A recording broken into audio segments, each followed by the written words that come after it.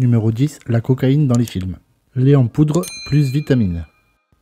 Même si les recettes varient, ça tourne globalement autour de ça. On déconseille vivement le sucre ou la farine qui réagissent mal à l'humidité. Bref, le lactose en poudre, c'est le seul produit qu'on peut vraiment sniffer sans se griller le cerveau.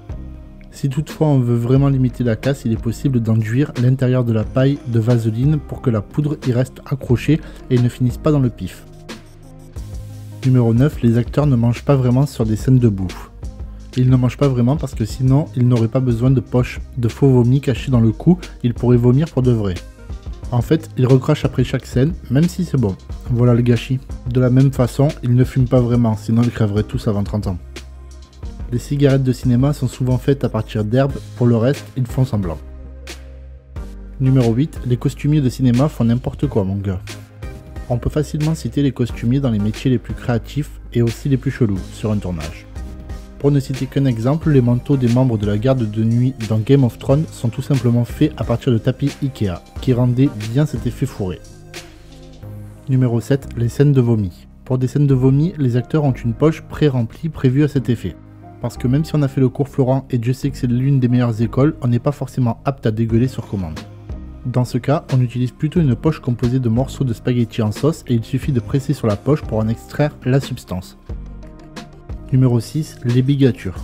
Les bigatures sont des bigs miniatures qui servent à certains plans. On en trouve notamment dans Harry Potter, Le Seigneur des Anneaux ou encore dans Grand Budapest Hotel. Parce qu'on n'a pas toujours les thunes de se payer un château de taré ou un paysage déglingué comme on voudrait dans sa tête. Dans ce cas, il faut utiliser les bonnes vieilles méthodes en carton-pâte. Numéro 5. Les scènes dans un miroir. Les scènes où un acteur se mate dans un miroir sont une galère monstrueuse à filmer. Il y a plein de techniques différentes, souvent on utilise un miroir sans teint pour que la caméra filme derrière la vitre, sinon on dispose le miroir de 3/4 et l'acteur regarde la caméra dans le reflet, mais on a l'impression qu'il se mate dans la glace. Numéro 4. Les enfants dans les films d'horreur. Les enfants ne savent généralement pas qu'ils jouent dans un film d'horreur.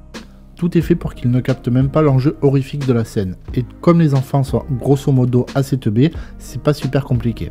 C'est ainsi que le petit Danny Lloyd dans The Shining n'aurait découvert l'ampleur atroce du film dans lequel il jouait, enfant, qu'à l'âge de 16 ans. Numéro 3. Les fonds verts. Pour faire des incrustations, on utilise un fond vert parce que c'est la couleur qui contraste le plus avec celle de votre peau. Ça marche aussi avec le fond bleu. En fait, on pourrait faire des incrustations avec un fond de n'importe quelle couleur, ce serait juste plus galère. Et on n'aime pas les galères. Numéro 2. Les figurants. Les figurants en arrière-plan parlent et rient silencieusement. Et oui, le boulot des figurants, paradoxalement, c'est de se rendre totalement invisible. N'espère pas te faire remarquer en récitant du Molière l'air incarné, tu seras viré illico. Pour bien faire, en particulier dans les scènes d'intérieur, il faut donc développer un talent rare qui consiste à faire semblant de parler et de rigoler. Et bien sûr, à ne pas regarder la caméra en faisant un clin d'œil, parce que je t'assure que ça se remarque. Numéro 1. Les bruits d'os cassés. Les bruits d'os cassés ou de couteaux plantés dans le ventre sont produits avec des légumes. Ben oui, parce qu'on va pas vraiment casser les os des gens d'abord, parce que c'est du cinéma. C'est le fastidieux boulot des ingé-sons qui se décarcassent à reproduire le son qui sera le plus approprié. Dans le porno, ça donne lieu à des situations particulièrement extravagantes.